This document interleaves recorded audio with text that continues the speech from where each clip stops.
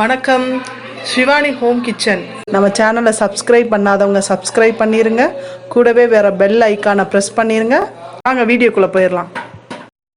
வணக்கம். Shivani home kitchen. இன்னைக்கு நம்ம என்ன பார்க்க போகிறோம்னா சிக்கன் பிரியாணி எப்படி செய்யறதுன்னு பார்க்க போகிறோம். இன்னைக்கு கொஞ்சம் டிஃப்ரெண்ட்டாக அரைச்சி வச்சு செய்ய போகிறோம். வாங்க பார்க்கலாம். சிக்கன் 1/2 கிலோ எடுத்திருக்கேன்.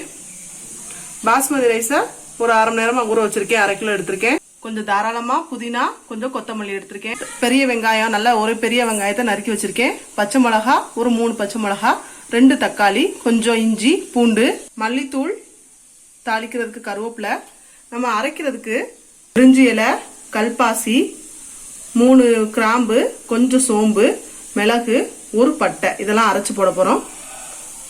மிளகாத்தூள் தேவையான அளவு. இப்போ வாங்க எப்படி செய்யுதுன்னு பார்க்கலாம். ஒரு கடாய் எடுத்து நான் நல்லா காய வச்சுக்கிறேன். எண்ணெய் சேர்க்க வேணாம், நம்ம வெறுமனையாக எல்லாத்தையும் வறுத்து எடுத்துக்கலாம்.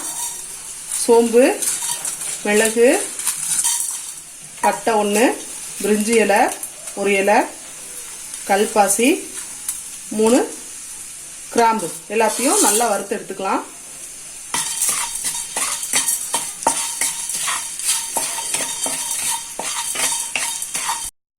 இதை நல்லா வறுத்துட்டு நல்லா மிக்சியில் பொடியை அரைச்சிக்கலாம். நம்ம வறுத்ததை மிக்சி ஜாருக்கு மாற்றியாச்சு. இப்போ இதோட பூண்டு, இஞ்சி, கொஞ்சம் புதினா, அதோட கொஞ்சம் கொத்தமல்லி, இது எல்லாத்தையும் நம்ம அரைச்சிக்கலாம். எடுத்துட்டு எல்லாத்தையும் நல்லா நைஸாக அரைச்சி வச்சுருக்கேன். கொஞ்சம் தண்ணி சேர்த்து தான் அரைச்சிருக்கேன்.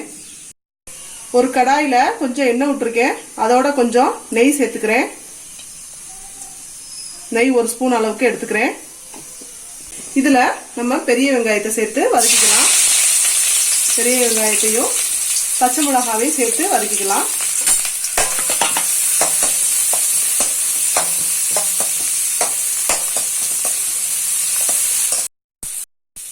வெங்காயத்தோட கருவேப்பிலையும் சேர்த்து நல்லா வதக்கிக்கலாம். இப்போ வெங்காயம் நல்லா வதங்கி வந்ததுக்கப்புறம் இதில் நம்ம அரைச்சி வச்ச பேஸ்ட்டை சேர்த்துக்கலாம். நல்லா பச்சை வாடை போகிற அளவுக்கு நம்ம நல்லா வதக்கிக்கலாம். இப்போ நல்லா ஒரு 5 நிமிஷம் வரைக்கும் நல்லா வதக்கிக்கிட்டேன். இப்போ இதோட நம்ம தக்காளி சேர்த்துக்கலாம். தக்காளியை சேர்த்துட்டு இதோட தக்காளி வேகிறதுக்காக கொஞ்சம் உப்பு சேர்த்துக்கலாம்.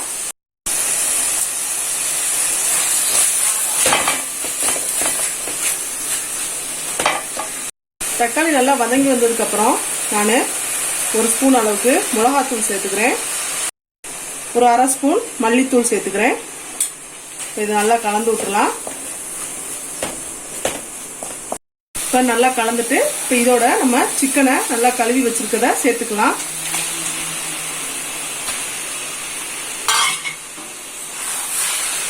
சிக்கனை சேர்த்துட்டு இதோட நல்லா கலந்து விட்டு ஒரு 10 நிமிஷம் வரைக்கும் சிக்கனை வேக விடுவோம். சிக்கன் சீக்கிரமாகவே வெந்துடும்.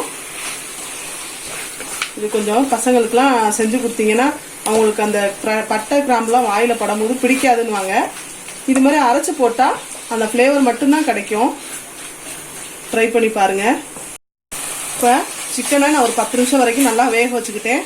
இப்போ நம்ம பிரியாணிக்கு தேவையான அளவு தண்ணி சேர்த்துடலாம். நான் இப்போ இந்த உலக்கில் 2 கப்பு உலக்கு எடுத்துக்கிட்டேன் அரிசி. இப்போ இதில் 4 உலக்கு தண்ணி ஊற்றிக்கிறேன்.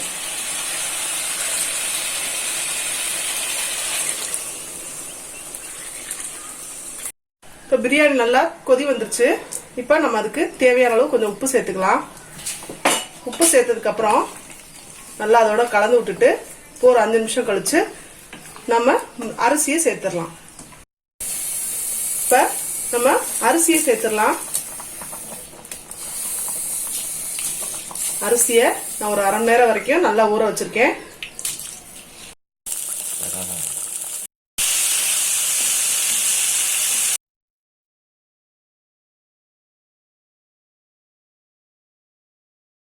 நமக்கு அரிசியும் தண்ணியும் ஒரே அளவா கலந்து வந்துருச்சு.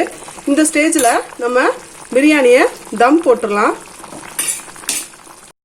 நல்லா காய விட்டுட்டு அது மேலே இந்த சட்டியை வச்சிடுறேன். வச்சுட்டு இப்போ அடுப்பை நம்ம சிம்மில் வச்சு ஒரு பிளேட்டு போட்டு மூடிடலாம். இப்போ பிரியாணியை பார்த்துடலாம். பாருங்க, ரெடி ஆயிடுச்சு. இப்போ நம்ம அடுப்பு ஆஃப் பண்ணிவிட்டு பிரியாணியை பார்த்துடலாம். அரைச்சி பண்ண சிக்கன் பிரியாணி சூப்பராக ரெடி ஆயிடுச்சு. நீங்களும் ட்ரை பண்ணி பாருங்கள். ட்ரை பண்ணி பார்த்துட்டு லைக் பண்ணுங்கள், ஷேர் பண்ணுங்கள், கமெண்ட் பண்ணுங்கள். மறக்காமல் சப்ஸ்கிரைப் பண்ணிடுங்க. கூட வர பெல் ஐக்கானை ப்ரெஸ் பண்ணிடுங்க. வாழ்க வளமுடன். நன்றி, வணக்கம்.